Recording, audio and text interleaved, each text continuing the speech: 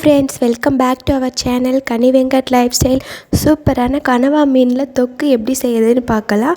ரொம்ப ஈஸியாகவும் டேஸ்டியாகவும் செஞ்சு முடிச்சிடலாம். வாங்க எப்படி செய்யறதுன்னு பார்க்கலாம்.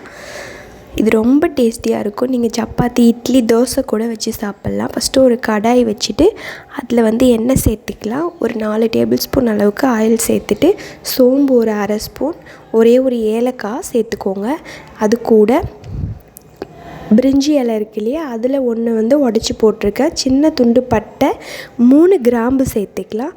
சேர்த்து எல்லாமே லைட்டாக வெடித்து வர மாதிரி இருக்கும். இதுக்கு கடுகெல்லாம் சேர்க்க தேவையில்லை. பச்சை மிளகாய் சேர்த்துக்கலாம். பச்சை மிளகாய் ஒரு 2 பச்சை மிளகாய் கீறிட்டு சேர்த்துக்கோங்க. கருவேப்பிலை, பச்சை கருவேப்பிலை இருந்தால் ரொம்ப நல்லது, நல்ல ஃப்ளேவர் கொடுக்கும். ஒரு 2 கொத்து அளவுக்கு கருவேப்பிலை சேர்த்து எல்லாமே பொரிஞ்சு வந்ததும் மீடியம் சைஸாக ஆனியன் 2 வெங்காயம் கட் பண்ணி வச்சுருக்கேன். அந்த வெங்காயத்தை சேர்த்து நல்லா பொன்னிறம் ஆகிற வரைக்கும் வதக்கிக்கலாம். நல்லா வெங்காயம் வதங்கணும். நெக்ஸ்ட்டு என்ன பண்ணுறீங்கன்னு பார்த்திங்கன்னா, அது கூட நம்ம கொஞ்சம் உப்பு சேர்த்துக்கலாம். உப்பு சேர்க்கும்போது நமக்கு நல்லா வதங்கி வரும். நல்லா வதக்கி விட்டுக்கோங்க. நெக்ஸ்ட்டு இதிலே மஞ்சத்தூள் சேர்க்கும்போது நமக்கு கிரேவி நல்லா கலர்ஃபுல்லாக கிடைக்கும்.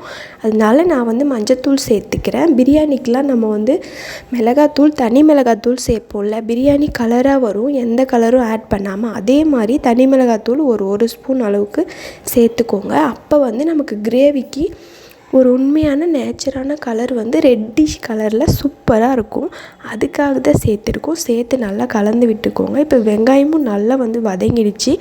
இந்த டைமில் 2 தக்காளி கட் பண்ணி சேர்த்துக்கோங்க. தக்காளி வெங்காயம் கொஞ்சம் நிறைய இருக்கணும். நான் கனவா மீன் ஒரு 200 கிராம் அளவுக்கு எடுத்திருக்கேன். க்ளீன் பண்ணதுக்கப்புறம் 200 கிராம். அதுக்கு 2 வெங்காயம் 2 தக்காளி கரெக்டாக இருக்கும். இஞ்சி பூண்டு பேஸ்ட் நல்லா 1 டேபிள் ஸ்பூன் அளவுக்கு பெரிய ஸ்பூனால் சேர்த்துக்கோங்க. இஞ்சி பூண்டு பேஸ்ட் சேர்க்கணும். எல்லா மீனுக்குமே நம்ம இஞ்சி பூண்டு சேர்க்க மாட்டோம். ஆனால் பார்த்திங்கன்னா கனவா மீனுக்கு இது எல்லாம் சேர்த்து செஞ்சால் தான் நல்லாயிருக்கும்.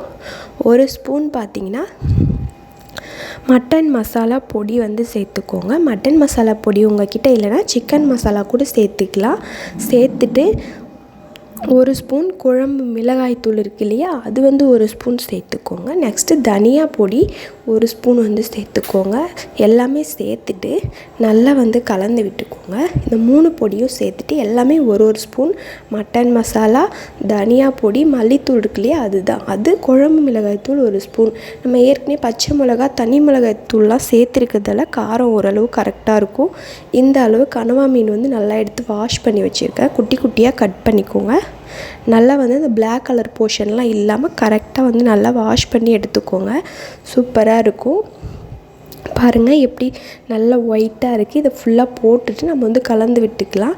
இது மீடியம் சைஸ், குட்டி கொஞ்சம் சின்ன சைஸாக தான் இருக்குது இந்த மீன். அதனால சீக்கிரம் வெந்துடும். ரொம்ப பெரிய சைஸ் மீனாக இருந்தால் நீங்கள் குட்டி குட்டியாக கட் பண்ணி போடுற மாதிரி வரும். இது சீக்கிரம் வெந்துடும். அது ரொம்ப லேட் ஆகும். குக்கரில் 2 விசில் விட்டு செய்வாங்க. ரொம்ப பெரிய சைஸாக இருந்தால். இது சின்ன சைஸ், அதனால 10 நிமிஷத்துலேயே வெந்துடுச்சு. நல்லா வதங்கணும். இந்த டைமில் கனவா மீனுக்கு தேவையான உப்பு போட்டுக்கலாம். நம்ம வெங்காயம் வதங்கிறதுக்கு உப்பு போட்டிருந்தோம். இப்போ போட்டுட்டு மூடி வச்சிடலாம். நான் இப்போ தண்ணி சேர்க்கவே இல்லை. அதுலேருந்தே நமக்கு தண்ணி பிரிஞ்சு இருக்கும். ஒரு 5 மினிட்ஸ் மூடி வச்சுட்டு ஓப்பன் பண்ணிங்கன்னா தண்ணி பிரிஞ்சு வந்திருக்கும். மசாலா எல்லாமே பச்சை வாசனை போயிருக்கும். லாஸ்ட்டாக நம்ம மிளகுத்தூள் சேர்த்துக்கலாம். ஒரு 1/4 ஸ்பூன் அளவுக்கு மிளகுத்தூள் சேர்த்துட்டு நல்லா கலந்து விட்டுக்கலாம். இந்த கன்சிஸ்டன்சியில் எடுக்கும்போது நமக்கு சப்பாத்தி, தோசை, இட்லி, பூரி, பரோட்டா எல்லாத்துக்குமே டேஸ்ட்டாக இருக்கும். எல்லாத்துக்குமே நல்லாயிருக்கும். நீங்கள் செஞ்சு பாருங்கள். அதுக்கப்புறம் தெரியும்.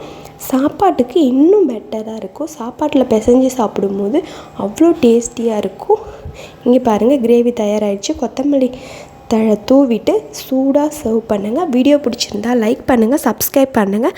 நம்ம சேனலை பிடிச்சிருந்தா நீங்கள் இந்த மாதிரி வீடியோஸ் உங்களுக்கு தொடர்ந்து வேணும்னா சப்ஸ்கிரைப் பண்ணிவிட்டு பாருங்கள். தேங்க்யூ.